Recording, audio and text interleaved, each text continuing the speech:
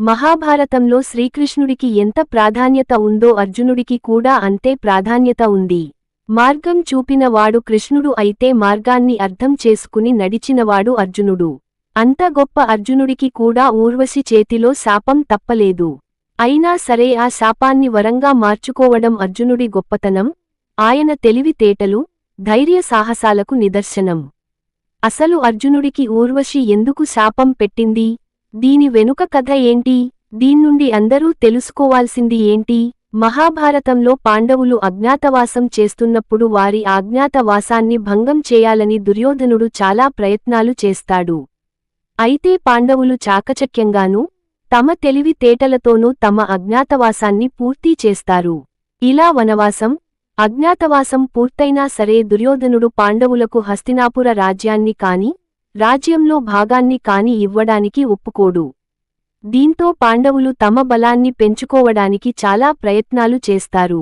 ధర్మరాజు అర్జునుడితో ఇంద్రలోకానికి వెళ్లి ఇంద్రుని దగ్గర ఆయుధాలు సంపాదించమని చెబుతాడు.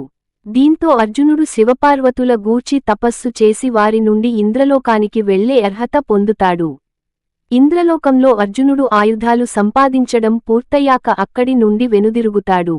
అయితే ఇంద్రుడు అర్జునుడితో నువ్వు ఆయుధాలు సంపాదించడం, వాటిని ఎలా ఉపయోగించాలో నేర్చుకున్నావు కానీ నృత్యం నేర్చుకోలేదు.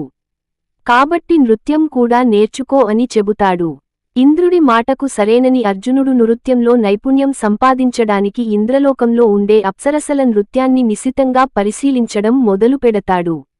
అయితే ఇంద్రలోకంలో ఉన్న అప్సరసలలో ఊర్వశి అర్జునుడిని గమనించి, అతను తన మీద ఇష్టంతో అలా గమనిస్తున్నాడేమో అనుకుంటుంది.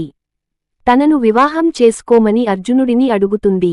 కాని అర్జునుడు మాత్రం, ఇంద్రుడు నాకు తండ్రి లాంటివాడు, ఆయన స్నేహితురాలివైన నువ్వు నాకు తల్లితో సమానం, నాకు మీ మీద అలాంటి ఉద్దేశ్యం లేదని చెబుతాడు.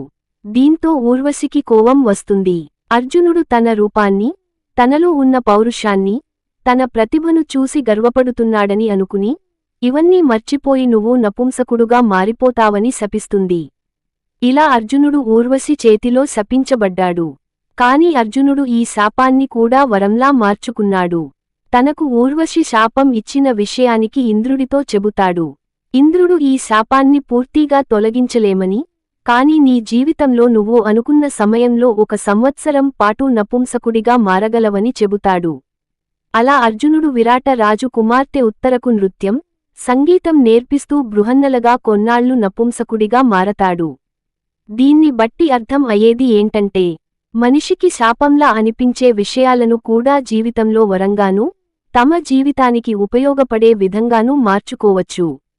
ఈ వీడియో మీకు నచ్చినట్లయితే లైక్ చేసి షేర్ చేసి కామెంట్ చేయగలరు.